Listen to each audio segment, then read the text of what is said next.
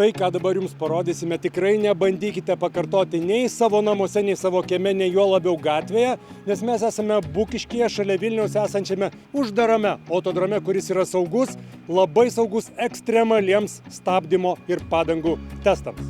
Paklauskime, ką galvoja vairuotojai apie padangas. Vitalijus. Aš manau, kad padangų keisti nėra būtina. Galima su tomis pačiomis žieminėmis važinėti visus metus, žiemą ir vasarą ir 2 metus, o po to išmeti ir viskas.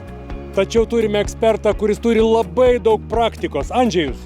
Andžejau, turime 2 identiškus Peugeot 3008, bet padangos visiškai skirtingos. Vienos tik matau vasarinės, kitos žieminės. Iš esmės, kuo jos skiriasi?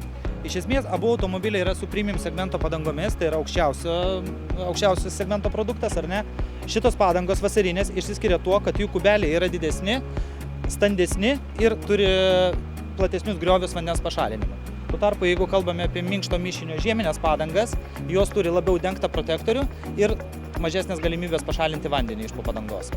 Jeigu važiuosime miesto režimu 50, kai kurie viršyje porą kilometrų per valandą, 55, koks bus skirtumas stabdant, kaip galima būtų teoriškai spėti, remiantis teoriją? Aš manau, kad skirtumai gali būti iki 3 metrų, esant šlapiai dangai arba sakykime, pakankamai karštam asfaltui. Tačiau metrai yra labai subjektyvus dalykas, vienas gal sustos už 2 metrų, kitas už 3 metrų, tačiau yra mokslas, yra būdas pamatuoti objektyviai ir tai yra ne metrai.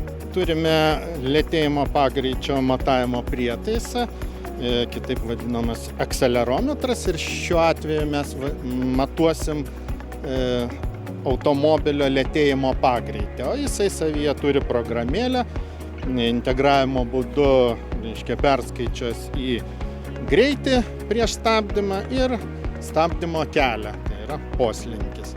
Tai matysim galutiniam rezultate tikslius duomenis palyginimo. Gausim lėtėjimo pagreitį, greitį prieš stabdymą, tikslus koks buvo, stabdymo laiką ir stabdymo kelią. Galit važiuoti!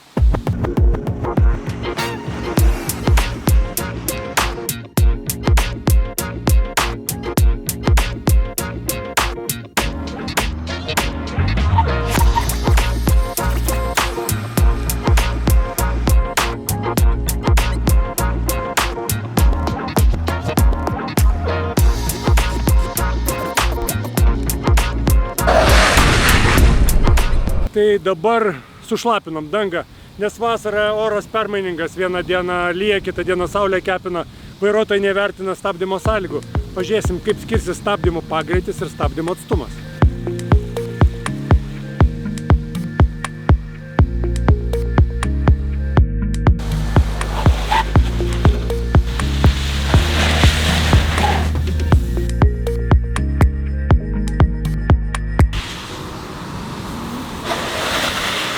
Vitalijau, koks pojūtis, ar yra skirtumas, nežinant skaičių dar nežinom skaičių?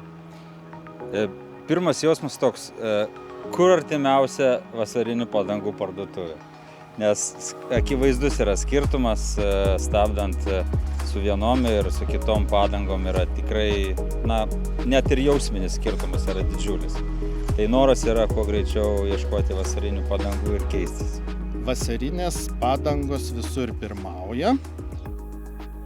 Ir ant sausos dangos, ir ant šlapios dangos, o skirtumai tokie, kad ant sausos dangos vasarinės padangos intensyviau stabdė, jų lėtėjimo pagreitis 2 metrais per sekundę kvadratu buvo didesnis ir stabdymo kelias trumpesnis 2,12 metrų.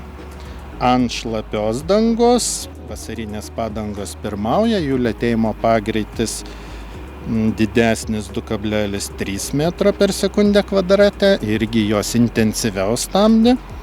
Ir stabdymo kelias trumpesnis 2,8 metro. 2,8 metro daug ar mažai? Jeigu priekyje matom pavojingą kliūtį ir 3 cm yra labai daug.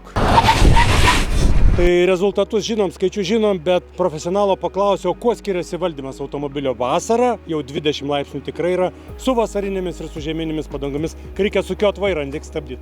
Be jokios abejonės, vasarinė padanga bus tikslesnė, nes kaip ir minėjau prieš tai, didesni yra kubeliai, didesnis yra sukibimo plotas pačios padangos su asfaltu, kibumas padangos su pačiu asfaltu. Jo, tai jeigu kalbėtume apie žieminę padangą, tai be jokios abejonės, esant karštai dangai, jinai dėvisi gerokai greičiau negu vasarinė padanga.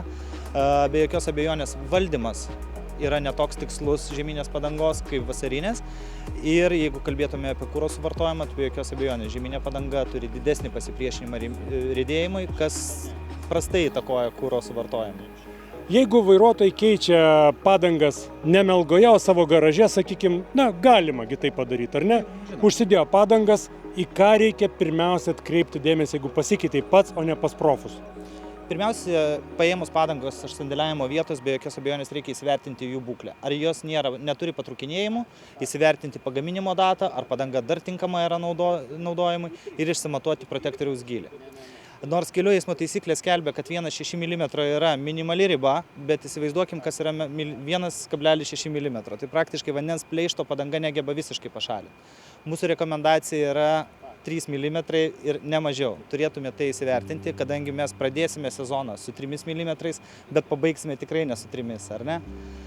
Sekantis variantas, kai dedame ratus patys, turime įsivertinti varžtų būklę, įsivertinti tuo pačiu pasitikrinti stabdžius, ar pakankamas yra stabdžių trinkelių likutis. Ratas nuimtas, tai yra be pigų pasitikrinti ir įsivertinti, ar ne?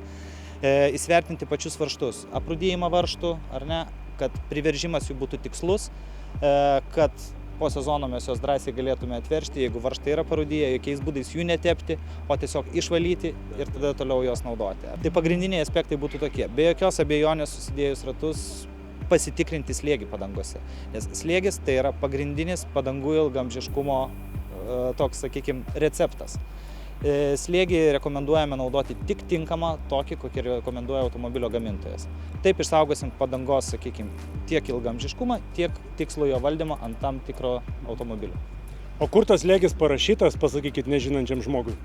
Įprastai yra 2 vietos, tai yra arba atidarius vairuotojo dureles būna priklijuota lentelė su slėgiais, arba ant kuro bako dangtelė. Jeigu nei ten neradote, tikėtina, kad vairuojat kažkokį labai specifinį automobilį, tada gali tekti pasiieškoti šiek tiek giliau, panaršyti ir interneto platybėse.